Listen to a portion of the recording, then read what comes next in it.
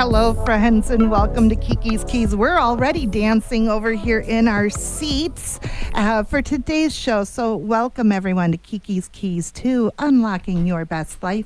We are sharing stories of people who have been through their worst and are now living their best to give hope and inspiration to others out there. And we are dancing in our seats for our guests today from Dancing in the Streets of Arizona. Welcome, Celeste Lubu and Joey Rogers. All right. Hello, Kiki. You. Thank you for having us. We're so glad to have you here. We're just connecting about how you guys run a nonprofit dance studio here in Tucson, and you've been doing so since 2008, correct? Correct. And tell us a little bit about what Dancing in the Streets Arizona is. Well, we're a 501c3 nonprofit ballet school, and we're located in the city of South Tucson. We are a diverse and inclusive ballet school. We have been open since 2008, so we're moving into our 17th season, which is unbelievable. We are a husband and wife founder team, and we do full-length productions twice a year. We do an annual Nutcracker. We have students. We've had age 3, but right now we're age 5 up to adult. Most of our students are low-income or at-risk youth or non-traditional ballet dancers. Well, you almost said it all, but we have about 28 more minutes to go. So Exactly. that was an incredible introduction. Thank you so much, Celeste. That was wonderful. Yeah. Joey, do you have anything to add to that? It's just been a long journey, a long adventure, and our mission is not done yet, evidently. We're in the city of South Tucson. Lot of culture, a lot of Mexican folklore, but ballet, especially in that area, is like the new dance. Oh, wonderful. It's still,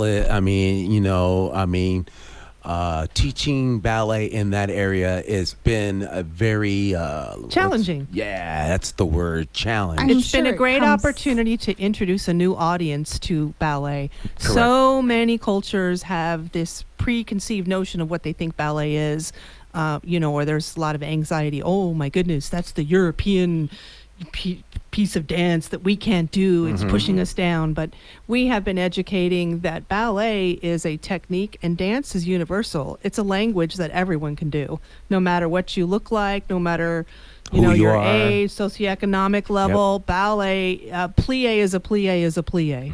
That's awesome. I'm looking at your history and information that you had given me before, and something that struck me when I first read it and still stands out is how you guys use dance and teaching dance to break down cultural barriers to get to those in the community and enrich their lives. Exactly. Tell us a little bit. So you both grew up in dance, met in dance when you were young. And how long have you been married now? 17 years, honey.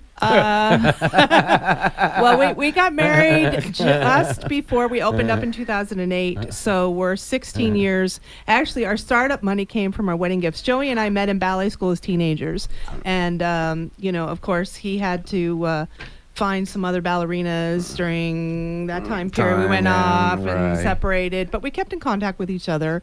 And we reunited in 1997. We've been together ever since, but we got married in 2007, and the startup money for Dancing in the Streets came from the wedding gifts. That is incredible. Yeah. I would say that's a great investment. It is an investment into your community, but you guys are doing this also as a nonprofit. Right. And that's even giving back double fold. Yeah, it's double fold and double the stress. Yes, I'm sure it has its ups and downs. Exactly. It has its up and it has its downs, but on the overall, it's just been fun to see what lives we changed over the years. Not the kids, the whole family. Right. You know what I'm saying? With the education that we do with the Nutcrackers, the Cinderellas, the Midsummer Night's Dream. So, we're always building a new family. A new family's come to us and they're like, what? And then after the show, after seeing the theater, after going through that journey, they go, oh, now I get it, what's going on. Right. So it's It is multi-generational too, though, how that Yes, affects yes. the family. Yeah. I know from my own experience, my mother opened her own dance studio when she was pregnant with me. And so that was part of my entire childhood, was growing up in dance. yeah. Yes. From And my the lessons that you have yeah. at that studio My live with you mother- forever. and my grandmother would work behind the curtain at recital. Right, right. Everyone knew that was Dorothy's mom there, helping Right. out all the girls lining up before and boys lining up. And yeah, it was multi-generational. Our whole family was involved in that. Absolutely. As and was as our the students. Yeah, and I was going to families. say my mom was instrumental in helping us as well. My mother was Marion Lupu. She was the founder for Pima Council on Aging.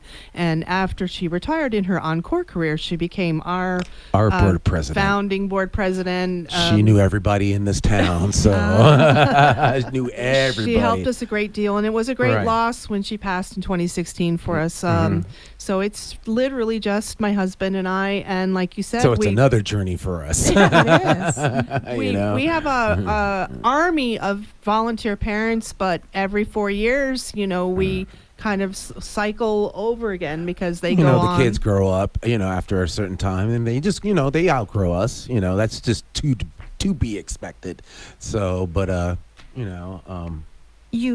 were talking about breaking down the cultural barriers earlier, and I was going to ask, what are some of those you experience coming up in dance yourself that you see is being approached differently today? A lot. Right? You want to start with boys in ballet? African American boys in ballet? I could just say ballet. In the black community, I've been trying for the last 17 years to convince the black community how important ballet is to their kids and family. But ballet in the black community is like oil and water. Even though I'm black, it's like oil and water. So what you're saying, the cultural differences, it's like I said, it took me almost 17 years to build this. Me and Celeste, we have this student, and she's been with us. She's African American. She's beautiful now, and she's our featured ballerina of the whole school. Okay. So finally, we have somebody that looks like them.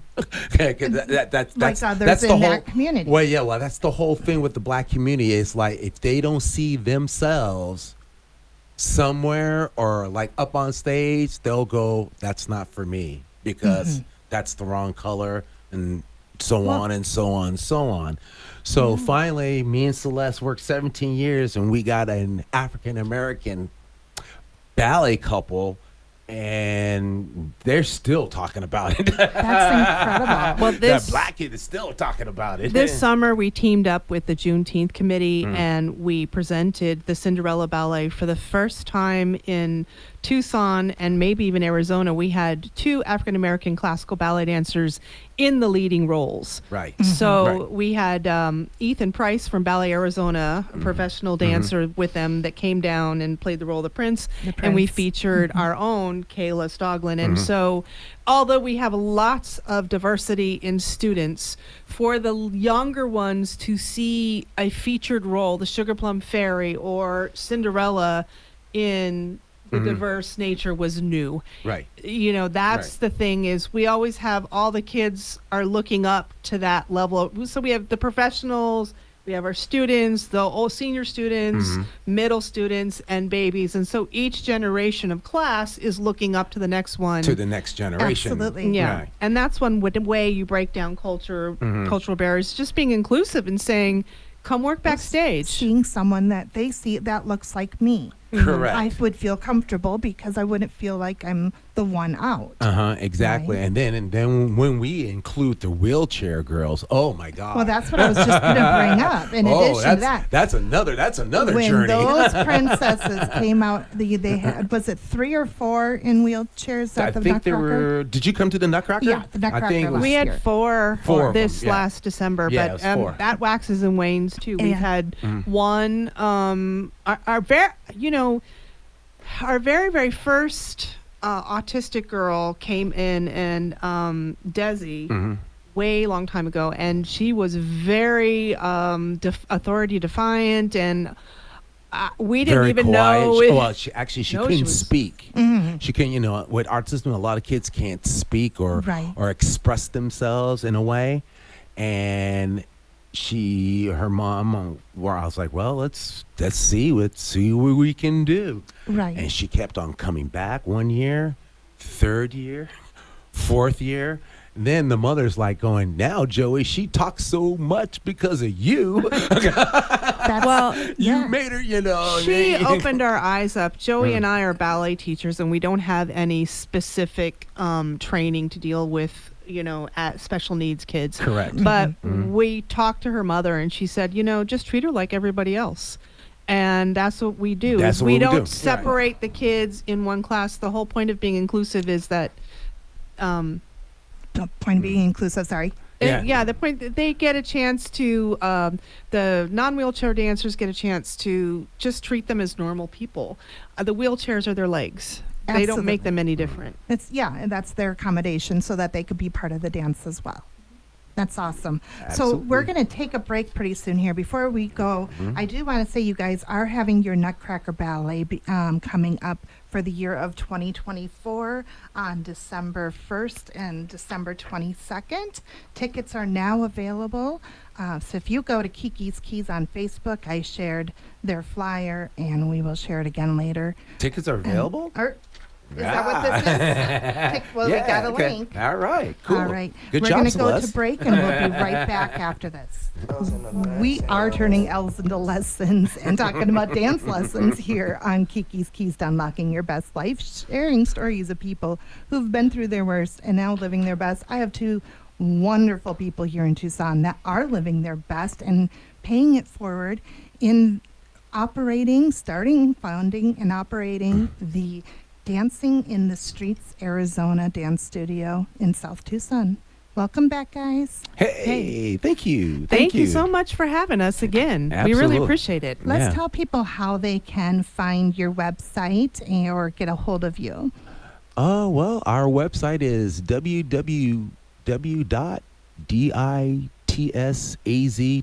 www.ditssaz.org.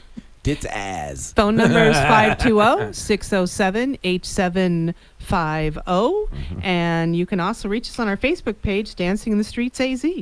And right now is a good time to do so because your new season is going to be starting soon. We will Tuesday, be August 12th, we start our new session. We're excited. 17 years. We're on a new mission and been getting a lot of calls. Like I said, the Cinderella has put dancing in the street in a different light. So so we're getting a lot more calls. Doesn't matter. A lot more inquiries, So I But mean, you have openings still for more students that want Always, to enroll. always. How long do they have until to enrollment end? Well, we actually have ongoing enrollment, but we encourage strongly, please come in August and September if you want to do the Nutcracker. My husband is an includer, and he will constantly say, oh, we got another student. But me trying to do costumes with December, sometime I'm going to have to say, nope, sorry, you can take classes, but you can't do the show. So you could do the show. Yeah, you can. Don't worry. I'll get you in. my Just husband leave it can't to say me. no to anybody. I'll get you which in. is wonderful. But to have the full experience, you do want to enroll sooner than later, so you can start with classes on Tuesday when they start. And what ages again do you have? Age 5 all the way up to adults. Yep. And if I have enough adults, we had a great adult class going before COVID, and then it sort of fell apart. And I'm always open to adults. So if I have enough adults, we can create an adult-only class, but you need to be committed. Right? Yes. Yeah. And what is a typical commitment for a school-age dancer? Depends on the age. Yeah, it Yeah. depends on the age. Absolutely. I mean, Are we Right. talking like once a week or several times a week for, Oh, say, well, a it second, third grader? oh, okay. It depends on what ages. Like from like 5, I could say from 5 till like 8. Usually they take like once a week, twice a week. If they're a little bit older, like in the 7 or 8. Then once you get past around about the 8 and up, they'll probably do like 3 9 and 10 is about when we start recommending 2 or 3 classes a week. If you're a teenager, we recommend 3 or more. Even if you're a beginning level teenager. Right. It's all about the development of the body as well as the psychological development. There are certain things that are introduced to kids at different physical stages of their Elements, growth. yeah. So obviously at age 5 through 7, you don't do a lot of turnout because it could damage the body later on in life. Do a lot of more creative movements. More of your instead of technique, you're looking at more the creativity and the learning creative how to move. movements, so that way they have the freedom of expression, of expressing themselves, and being such a rigid type, type of learning syllabus, basic movements, standing on one leg, bending both knees together, Skipping, pointing your foot, flexing your foot. Kiki, you know what these kids can't do, which is, I was really amazed. What is that? They can't skip. Okay. Oh, skipping like. Well, I know what you're talking about, like a hop when yeah. you're walking and. These girls, I ask them, I say, all right, can you skip? They raise their hand. Yeah. All right, you skip. No, Mr. Rogers. Why not? I don't know how to. You just raised your hand. You just raised your hand. A lot of these kids can't skip. Let's talk about that. Those kids, kindergarten, first grade, were locked inside for 2 years. Yes. COVID really cooped those children inside. COVID taught me and Celeste how to teach them how to learn again. And dance is part of that, though. Right. I think people who learn dance at a young age, I know there's been studies to say this, but I just don't have them to back me right now. But they do learn how to learn better, how to use their body and their mind and their memory and rhythm and that musical element that you're actually teaching them by learning how to dance to that music. All of those go into helping that child learn how to learn. Correct. Lots of studies show that ballet, because it uses the left part of your brain as well as the right part of your brain, teach kids how to be good problem solvers later on, and improves in their academics because they learn how to focus and concentrate. It takes a lot to tell your brain to learn a new step, balance, all those things that happen, listen to music all at the same time. So there are a lot of things that ballet improves other than just your physical body, your mental capacity, your ability to be a good worker later on in life. If you are applying for college and they see that you had ballet, they know self-discipline. Right. And that's the biggest. That's That is the biggest lesson that we have. Is not only are we training the kids, we're training the kids on self-discipline. That's a generational thing that's been lost. Yes. Self-discipline is something that is very challenging because it means you have to say no to a student at times. Yes, this feels good for me to do whatever I want to do, but no, we're not doing that right now. Now, you're doing it wrong. Do it the right way. Just because it feels good doesn't necessarily mean that you should be doing it. And learning how to take criticism or redirection is also a very important skill that dance allows for that young mind. Absolutely. Well, failure is only one part of being successful. It means you found one thing less that okay, that problem didn't work for me. Let me go back to the drawing board and try again. Try something else. And I think that's something that's important, is that so many parents are afraid to let their kids fail at something or not be 100% and keep pursuing. We're seeing the Olympics now, and people don't understand how hard you have to train. Ballet is no different. You train just as hard, and it doesn't come right away. It's not easy. And I think we've got to unlock this mentality of everything should be Google Yoo-hoo easy to me. YouTube. But that's incredible. And I think of when we were talking about the inclusivity that you guys also bring, that we were talking about you having some of your students in wheelchairs and the autistic young lady. And I didn't get a chance to mention at the Nutcracker, if you ever seen the face of joy, it was in that young lady when she was doing her circles on the stage. Right. Her face just lit up, and the audience all just felt it. It's a certain incredible. Yeah, it's a certain joy. It's a certain energy. I mean, like you said, Kiki, when I started with the wheelchair kids, our first one was Madeira, and she came in, and her mother said, I went to her mother, I was like, I'd like to do a ballet with your daughter, and she's like, well, my daughter's in a wheelchair. I was like, yeah, I know. Let's just come in and try it. So she came in the studio, and everybody just kind of like looked at everybody, even me. I said, so okay, turn on the music, kids, go over there, surround her, push her out, and we put the music on. And something happened. Something magical happened. And they pushed him out. And next thing I know, Kiki, all the parents were looking in the window, just bawling. I was saying the just tears bawling. had to be and I'm coming looking down. around like going, what is going on here? It's been really interesting trying to adapt what I know about ballet. There were three girls.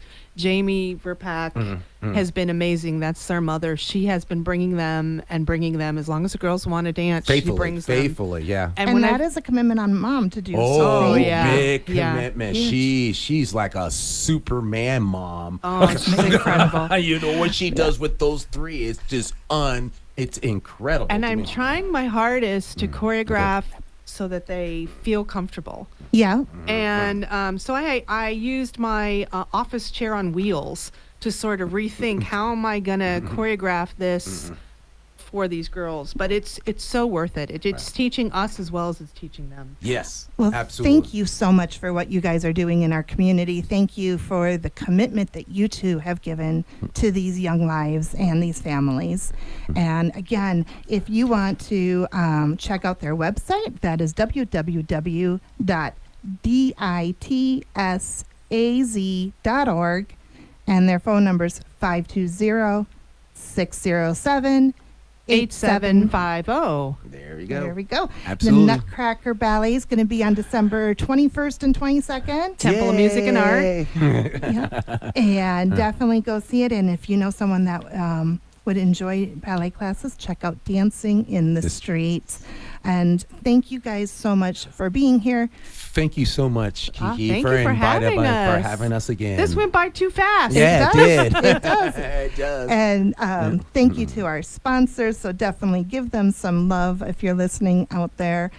Thank you to Tom in the booth and to each of our listeners. Please go check us out on Facebook and YouTube at Kiki's Keys Life, or on my website, www.kikiskeys.life. And we will see you next week.